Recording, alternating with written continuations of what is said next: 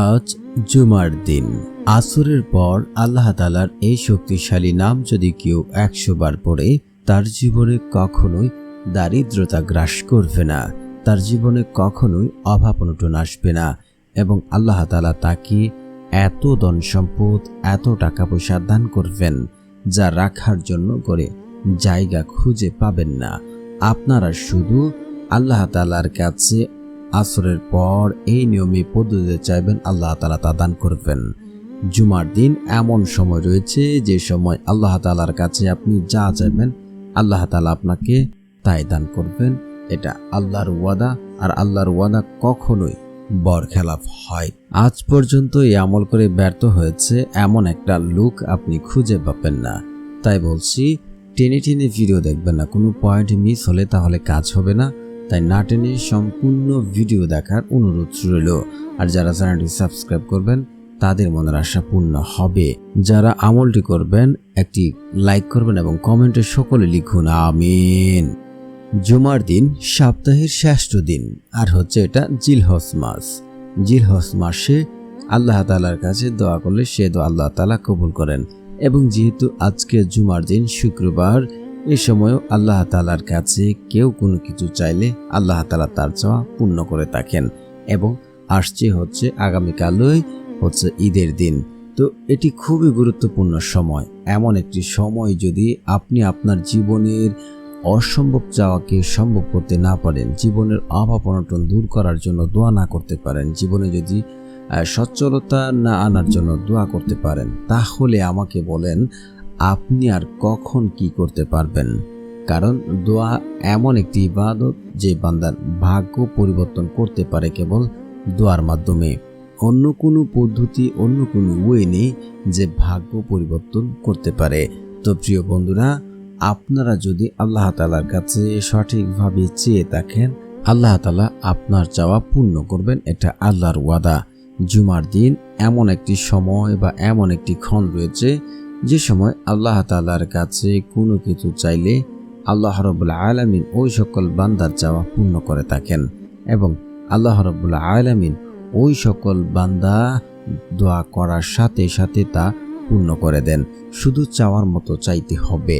এবং জুমার দিন গুরুত্বপূর্ণ সময়, যেটা ওই সময় যদি আপনি আল্লাহ তাআলার এই শক্তিশালী নাম যদি 100 বার পড়ে দোয়া করেন, আল্লাহ তাআলা আপনার জীবনের অভাব অনটন, দারিদ্রতা, বিপদ আপদ সব কিছু দূর করে দেবেন।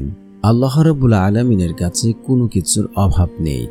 আল্লাহ তাআলার কাছে আপনি চাইলে আল্লাহ তাআলা আপনার চাওয়া পূর্ণ করবেন, এটাই আল্লাহ তাআলা ওয়াদা।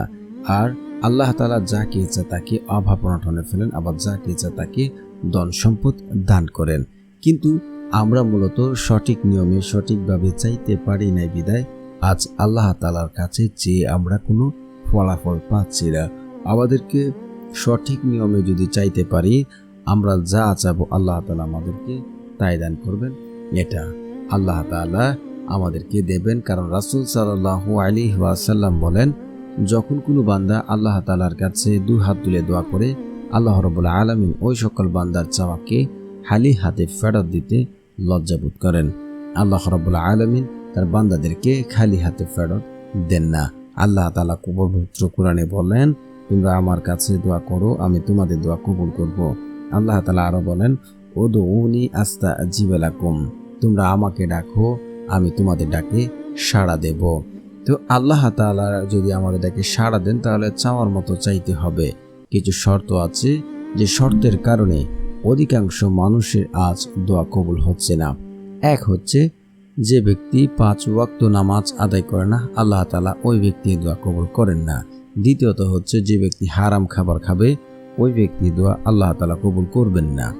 তৃতীয়ত হচ্ছে, যে ব্যক্তি হচ্ছে আপনার তাড়াহুড়া করে, ওই ব্যক্তির দোয়া আল্লাহ তাআলা কখনোই কবুল করেন না। তো আপনি কখনোই তাড়াহুড়া করবেন না। কখন দিলে ভালো হয়, কি দিলে ভালো হয় এবং আমাকে আপনাকে কখন দেবেন সেটা আল্লাহ তাআলাই ভালো জানেন। তো তাড়াহুড়া করবেন না। তাড়াহুড়া করলে আপনার দোয়া আল্লাহ তাআলা কখনোই কবুল করবেন না। তাহলে এখন কথা হচ্ছে, আমলটি কিভাবে করতে হবে। আমলটি করার জন্য আপনাদের অবশ্যই আসরের নামাজটি পড়তে হবে। আসরের নামাজ পড়ে মাগরিবের আগে যে সময়টুকু রয়েছে ওই সময়তে আল্লাহ তাআলার কাছে চাইলে আল্লাহ তাআলা তার বান্দার চাওয়া কখনোই অপূর্ণতা রাখেন না। ওই সময় যখন কোনো বান্দা যা চাইবে আল্লাহ তাআলা তাকে তাই দান করবেন, এটা আল্লাহর ওয়াদা। আসরের পর মাগরিবের আগে উত্তম রূপে উজু করে বা আসরের নামাজ পড়ে মসজিদে বসে থাকতে পারেন বা বাড়িতে চলে আসতে পারেন। এসে আপনি নিজে নিজে সিউরিটি হবেন, মানে আমার আল্লাহ তাআলা শুনছেন, আমি আমল দ্বারা ফলাফল পাবো, আল্লাহ আমাকে দেবে। আপনি যদি এমনটা ভাবতে পারেন, এমন ভেবে নিতে পারেন, তাহলে আপনার দক্ষ হবে। কারণ একটি হাদিস এমন আছে, বান্দা আল্লাহর প্রতি যেমন ধারণা রাখেন আল্লাহ ঠিক তার সাথে তেমন আচরণ করে থাকেন। অবশ্যই আপনারা নিজে নিজে সিউরিটি হবেন আর দু চোখের পানি ফেলে কায় মনোবাক্যে কান্নাকাটি করে আল্লাহ তাআলার কাছে চাইবেন। ইনশাআল্লাহ আল্লাহ রহমতে আপনারা ফলাফল পাবেন। তারপরে হচ্ছে আপনার দোয়া দ্রুত কবুল হওয়ার জন্য আপনি ইস্তেগফার পড়বেন। ইস্তেগফারের এত ফজিলত রয়েছে, যে ব্যক্তি ইস্তেগফার পড়ে আল্লাহ তাআলা ওই ব্যক্তির জীবনের চাওয়া, মানে সে যা চাবে তা দান করবেন এবং তার অভাব অনটন, বিপদ আপদ, দারিদ্রতা সব কিছু আল্লাহ তাআলা দূর করে দেবেন এবং তাকে এমন জায়গা থেকে, এমন সকল উৎস থেকে রিজিক দান করবেন যা রাখার জন্য জায়গা খুঁজে পাবে না এবং সে কল্পনাও করতে পারবে না। তাকে এমন জায়গা থেকে, এমন সকল উৎস থেকে রিজিক দান করবেন। তারপরে হচ্ছে আপনারা পড়ে নেবেন দুরূদ শরীফ, কারণ দুরূদবিহীন দোয়া কবুল করা হয় না, সেটা আসমানে গিয়ে ঝুলন্ত অবস্থায় থাকবে। তো রাসূল সাল্লাল্লাহু আলাইহি ওয়াসাল্লামের উপরে আপনারা দুরূদ পড়ে নেবেন। তো যারা পারেন আমার সাথে সাথে পড়ে নিন, শুনলে হয়ে যাবে ইনশাআল্লাহ। আল্লাহুম্মা সাল্লি আলা মুহাম্মাদ ওয়া আলা আলি মুহাম্মাদ কামা সাল্লাইতা আলা ইব্রাহিম ওয়া আলা আলি ইব্রাহিম ইন্নাকা হামিদুম মাজিদ। আল্লাহুম্মা বারিক আলা মুহাম্মাদ ওয়া আলা আলি মুহাম্মাদ কামা বারাকতা আলা ইব্রাহিম ওয়া আলা আলি ইব্রাহিম ইন্নাকা হামিদুম মাজিদ। তারপরে হচ্ছে আপনারা আয়াতুল কুরসি পড়বেন একবার।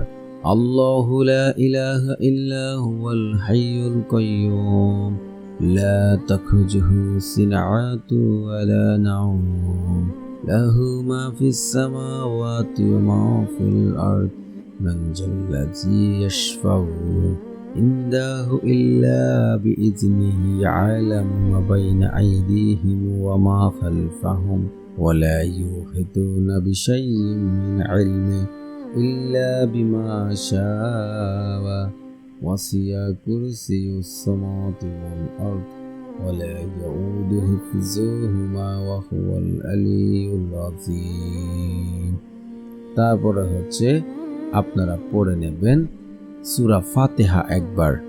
বিসমিল্লাহির রহমানির রহিম আলহামদুলিল্লাহি রাব্বিল আলামিন আর রহমানির রহিম মালিকি ইয়াউমিদ্দিন ইয়াকা না'বুদু ওয়া ইয়াকা নাস্তাঈন ইহদিনাস সিরাতাল মুস্তাকিম সিরাতাল লাযীনা আন'আমতা আলাইহিম গায়রিল মাগদুবি আলাইহিম ওয়ালাদ-দাল্লিন আমিন।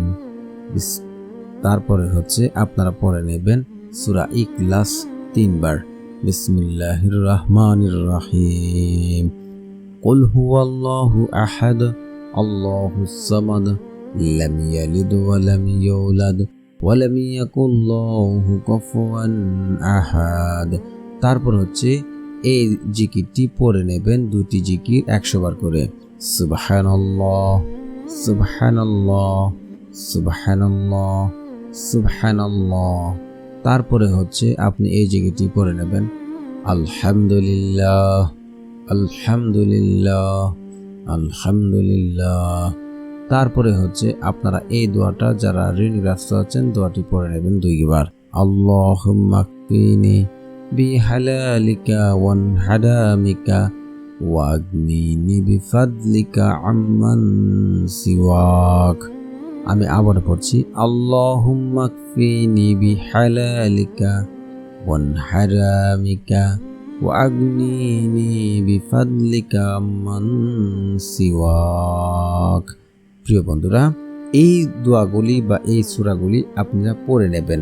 পড়ে আপনারা আল্লাহ তাআলার কাছে এই নামটি পড়ে চাইবেন। তো প্রিয় বন্ধুরা, যারা এই চ্যানেলটি সাবস্ক্রাইব করবেন তাদের মনের আশা পূর্ণ হবে ইনশাআল্লাহ।